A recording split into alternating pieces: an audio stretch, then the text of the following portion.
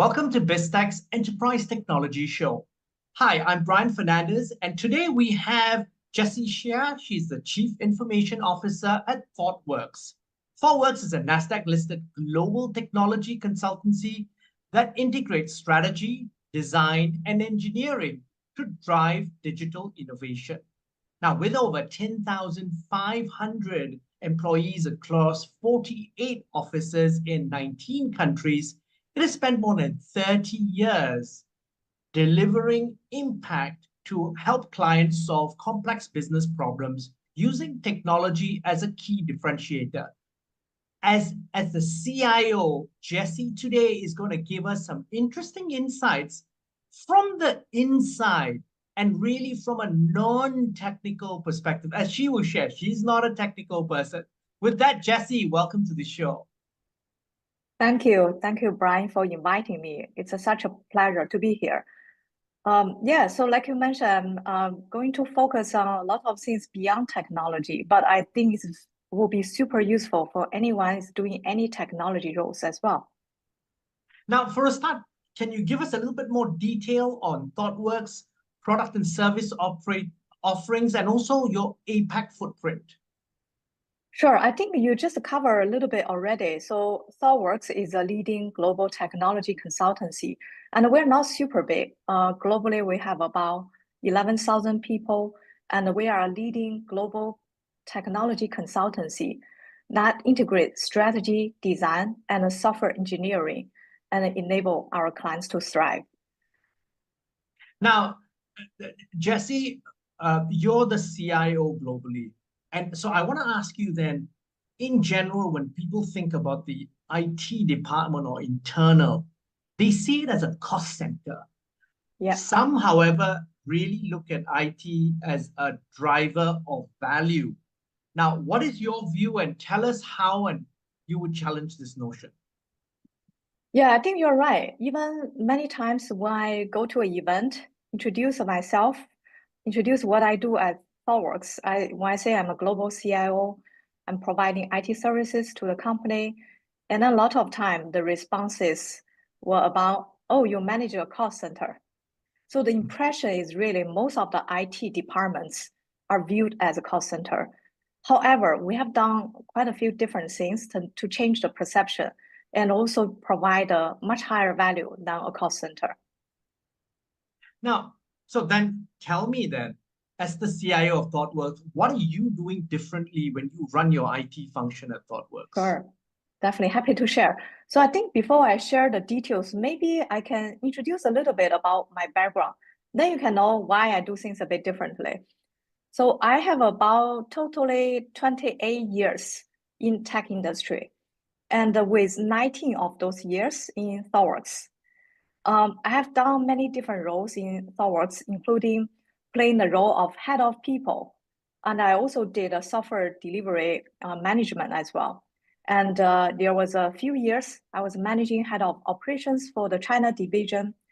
And before my current role, I was a managing director for whole Southeast Asia. And in the recent 2 years, I'm serving as a global CIO. So like you mentioned earlier, right? So I don't really have a very strong technical background, but I've done a lot of things around technologies. So with the different lot of experience and from the different perspective of the business, it does develop a very unique view for me to see how IT can provide more value to the company, because I understand more about people's motivation, how their motivation, performance affect the IT department, and also how to do product design, innovation, and also how does a business make money and lose money. So with that, you understand a lot more as an IT function. What kind of value you can provide to the business? What kind of thing you should care? Now, then give us some examples then across different levels as how this perception change of the IT function is. Could you give us some specific examples? Sure. Yeah, I think also the other thing, I think many people understand, technology has been the core for business for quite a few years, right? When we talk about any business innovation, you can't avoid the topic about technology. So their business and the IT are very much interwoven for quite a lot of years. However, like you said, the reality is not that great. The IT many times are not providing enough value to the business, so they always viewed as a cost center. So what we did at Thoughtworks is we first analyze what kind of thing we could do to elevate our position to the business. And then we realize there are many things beyond technology. So I think there's a metaphor to describe this is IT and business actually are in a relationship. It is very complex, right? So I think we've all lived long enough to experience difficult relationships with any family members or colleagues or bosses. And we believe IT and the business also in the relationship. And but most of the time, the relationship is not great. So that's caused a lot of problems. So this is not only a technology problem. I think once you can accept there's a relationship problem between IT and a business, then we actually have a way to solve it. We'll be able to reset and redesign and the processes and also the relationship to help us elevate the value from IT to the business. Okay, could you give us some specific examples then of Yes. how you've done it? I think, yes, we have done, so about 2 years ago, I took on the role for CIO. The team actually was always very good for delivering software products, software services to the business. However, there was some questions about how did you prioritize? What overall things are you doing? Are everything you do are important to the business? Or there anything you could optimize? So I think overall, the global management team felt a little bit black box about the IT investment, IT portfolio. So I think over the time, we've been thinking about what we could do. And actually by today, we have developed a really good, simple framework. We call it business and IT relationship maturity model. So basically, we're talking about 3 stages of the relationship. So the stage 1 is the IT is a deliver partner for the business. So they will deliver what the business asks them to do. They can still deliver really good software or product or services. But with that, if you only do this, you're perceived as a cost center because you'll be measured by on time, on budget for delivery. And if I may use a metaphor, then it's about you're just doing keeping the lights on. Well, I mean, a little bit beyond that as well. They could also deliver a lot of innovative products. It's not only the keep the lights on. However, because you're not able to articulate your value and then you're not managing this in the methodology about managing investment and looking at a return, so you will be perceived as a cost center. Because like I mentioned earlier, they will just measure you by on time within budget. That's the behavior of the perspective of a cost center. And the problem is if the business is viewing you as a cost center, it is very easy to fall into a trap for the IT to behave like a cost center as well. So then we actually have And I want to stop you there, Jessie, because you are spot on. The mindset shift is a bigger thing because a lot of times, most IT internal departments act like a cost center. They behave that way. They don't think strategically in terms of how do I add value to the business. That's not a type of thinking. Yeah, absolutely. Even they deliver really good products, but they can still be viewed as a cost center.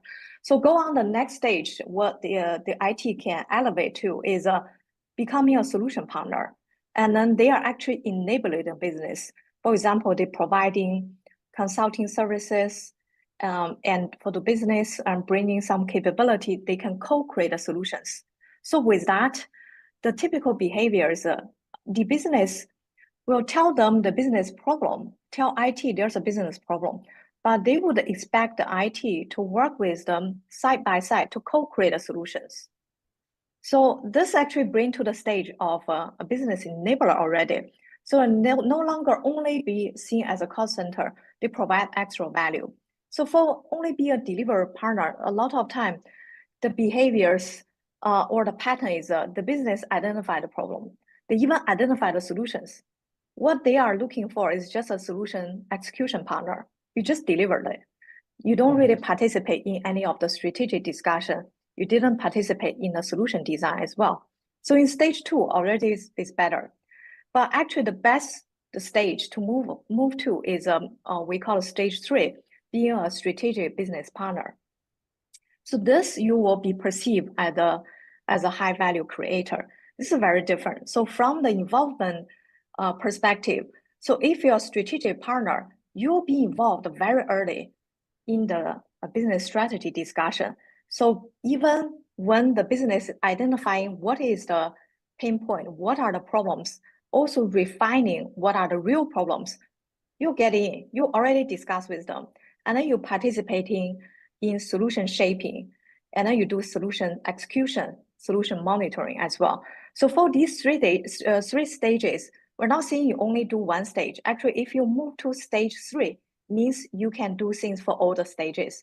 It depending on the scenarios, your teams are doing different things in different stages. And Jessie, obviously you've then been at the forefront of this change. You've come in because of your unique experiences within the industry, and previously before this, you ran a business for Southeast Asia. So you're the value creator, right? You had a P&L that you had to look after across the region. How did you find the difficulty once you formulated these 3-stage model? How did you execute it and change mindsets within your organization? Yeah, well, actually, I didn't start with defining the 3 stages. I first identify what things we could do to gradually change the perceptions. And then, well, on the way, we actually think more and did a bit research and then really evaluated what we have been doing more effectively. Then we came up with the model only this year, only the recent few months. And then we found, actually, this is a really good summary about what we have been doing right. So I can share a story here. So earlier I mentioned about why I took over the team. The team actually a few hundred people to support many aspects of IT services and products. They always been doing excellent job of delivering software services, maintaining the COTS product, doing integrations, etc. However, I think for some stakeholders, when they work very closely with the team, they have a high appreciation to the team. But if we go to the top management team, and then they will find a lack of visibility. So they sort of like having a question about, are we investing our money to all the right things? How did you prioritize? So they have this kind of puzzle, but the time we didn't have that level of transparency to the top leadership team. We did have the granular level of transparency on the project level to the stakeholder who work very closely with us. But if you wanted to be viewed as a strategic partner to the CEO, you got to have some high level things to show to them and then be able to make recommendations as well. So the first thing we started is we feel like we could change the ways of working. We started to do the portfolio management, where we're trying to give the report in a very high level and be able to identify the trend about where money is spent, how did we allocate resources, and how does it align with the company's strategy and goals. So with some very simple diagram without a lot of too much details, and then we were able to build very strong trust with the TMT. So we actually got a really good comment from the CEO. He said that many years he didn't really understand how did we allocate resources for initiative. That was the first time he understood. There are many good things are happening, and also we identified some patterns and give us the suggestion for improvement as well. So that was the first step. We have been doing this for more than a year already. And I think the trust isn't the issue anymore. So nobody is questioning, say, you're a black box. There's a black box label was removed. And then we also have done many initiatives. We were able to provide this high level visibilities to the global management team. and we do regular review and governance with them. So the trust is very high now. So with that, we could have a lot more visibility, autonomy to suggest the things. So this is one thing we did. And I think the other thing this year we drive really hard is we also, actually since last year, we have been trying to uplift the capability for many people to improve the business solutioning capability, which many teams, they already have that because they understand the domain of their business. We're just trying to encourage people to understand the more business context beyond the domain they have been working on, because you need to think more cross-functional. So with that, we bring something to the table which the business don't have. The reason is the business, they have each function. I mean, by default, they focus their functions a lot more than looking at the other functions. But we as IT, we have a view about all the functions. Correct. So we are able to help break down the silos for the functions. When we design solutions, we have a view about end-to-end processes. And then we will be able to advise on some process simplification as well. So this is really extra value to them. So this, in addition to the individual functions business solution, this is a cross-functional, maximize the value for the business. So this we really have been pushing for the team to improve their capability exposure. The other big thing we did is a business value articulation. I think this is also for a lot of CIO. Many of CIO, they're always talking about how much features the team has delivered, how much project they have completed, but can they link to the business outcome for the company? Can they really articulate how much investment to the IT lead to how much return to the business? Yes, that's always a challenge. Yeah, are you measuring the right thing? Are you measure the are you looking at the outcome, or are you only looking at the output, right? These are very different. So we don't really want only one or two people have the capability. So we push the whole team, especially the people doing solutioning. They should understand this, and also tech leaders. The more senior people, the more the higher requirements, expectations for their capability for business value articulation. This including we run workshops to help to teach them how to calculate ROI and what kind of measures you can have, the outcome based. Yeah, our finance team, actually, global finance team also supported as well. So I work with the finance person. By the way, I have a accounting background. So that's also add to something very easy for me to read a financial report. I work with the finance team to design some kind of workshops and use our real cases. And our finance leader is really great. And then she used the real cases to teach the team how you calculate the ROI and the return time. So for how many months or how many years you get a return. And it's not only ROI, because some of the measures can be cost avoidance or some leading indicator like the cycle time reduction or user experience improvement as well. So we taught all the people about these, and we did a lot of workshops. That's not only thing. It's not only training. And then, so we closed the loop by running the campaign about publishing business value articulation articles internally. So we have internal blogs. So we ask people to sign up. So they draft their deliverables into the business articulation template. We have senior leaders from my team to help each of them to review. So over a year, we published about 13 of the articles from different teams. So this also gives them a way, hey, you have learned, you took the training, and then you have to apply to your day-to-day. So they did that. So they start learning a lot about that. So with this capability, they were able to ask much better questions to their business stakeholders. So when the business stakeholder asked them to including some features in the application, they will be able to really give good questions, ask questions about why we are doing this, why these things need to be prioritized as well. The other capability we bring in is even bringing some market intelligence to the business. So this including, the new products in the market, what's the technology trend related to this domain. So this is normally the business also lack of, or they don't have the focus to bring this in. So we are able to bring this in as well. So with that, they can trust us more, and we can move even to the higher stage, a more advanced stage, to be a trusted advisor. Now, Jessie, this has all been fascinating. Also, again, as someone who's also worked in a large company, understands all the problems that you're solving by doing this. I also then, obviously, that was a fundamental shift that took place over these last 2 years.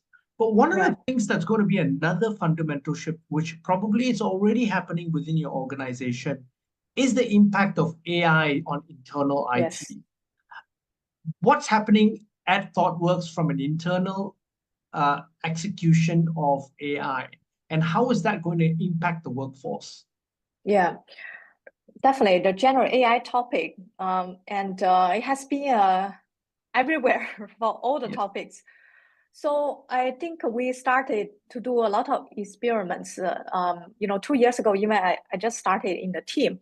And even before that, for many years, there was machine learning technology we used in various projects as well. But for general AI, definitely speed up the ways how people are using those intelligent technologies.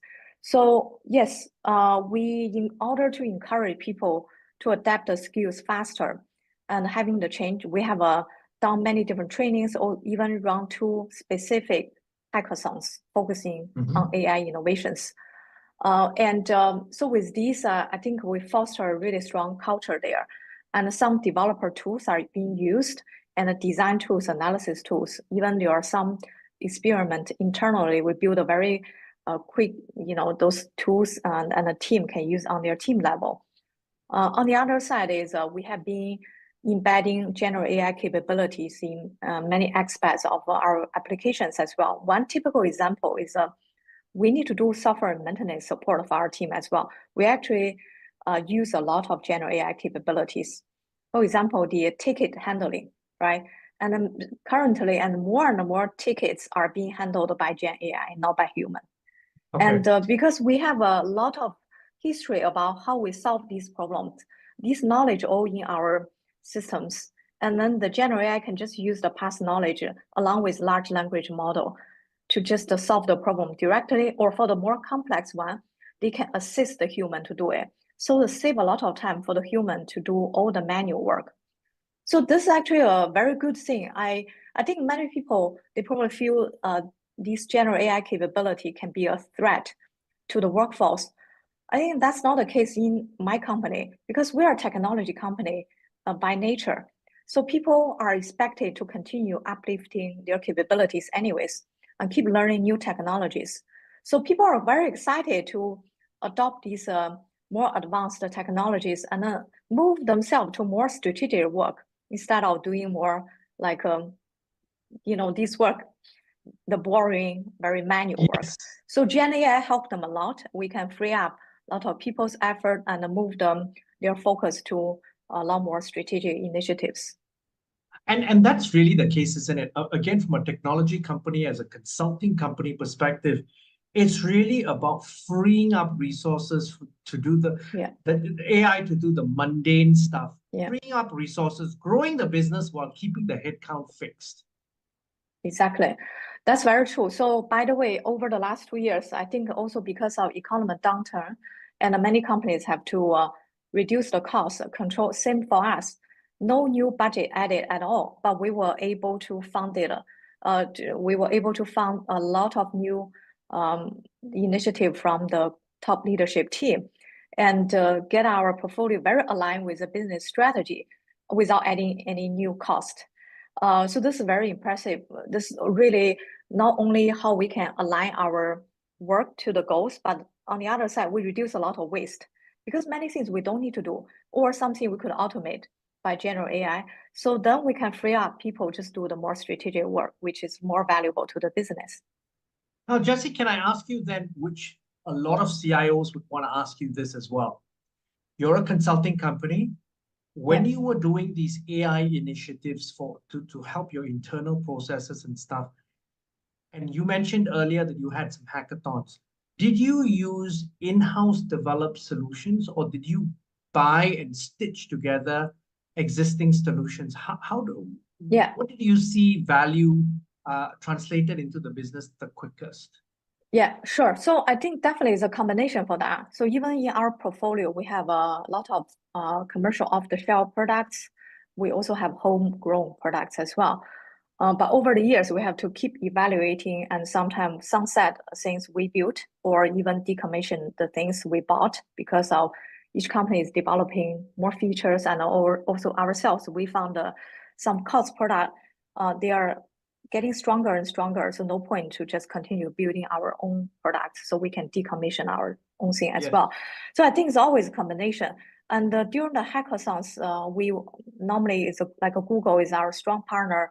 The 2 times we partner with Google to use their AI solution, large language model, the Vertex Studio.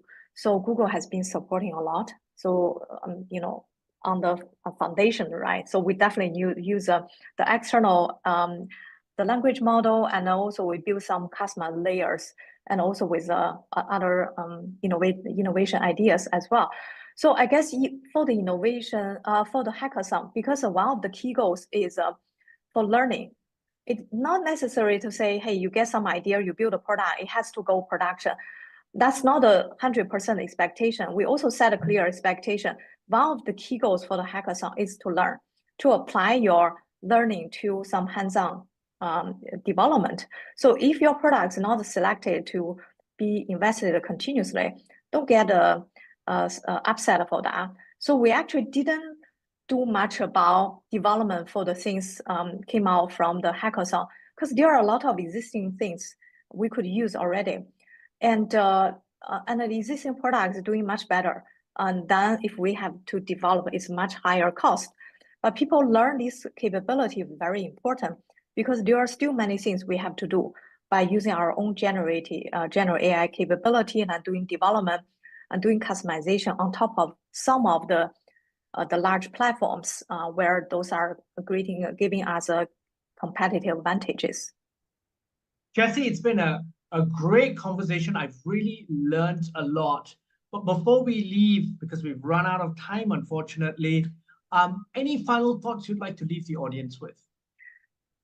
Yeah, sure. I think maybe 2 thoughts, if you don't mind, because I delivered a talk in the morning, and one of the questions was, they still feel like a change IT's perception to the business. Do you need the business to do the change as well? I say, I agree with that, but the whole point in my talk is you can influence the business a lot more. You don't have to depend on the business to change the perception to you. You can behave very differently. So you demonstrate your value to the business, and you're very likely to change how the business position you as a strategic partner instead of a cost center. So this is one thing. The other, my last thought is, price is what you pay. Value is what you get. Your IT department can be much more than a cost center.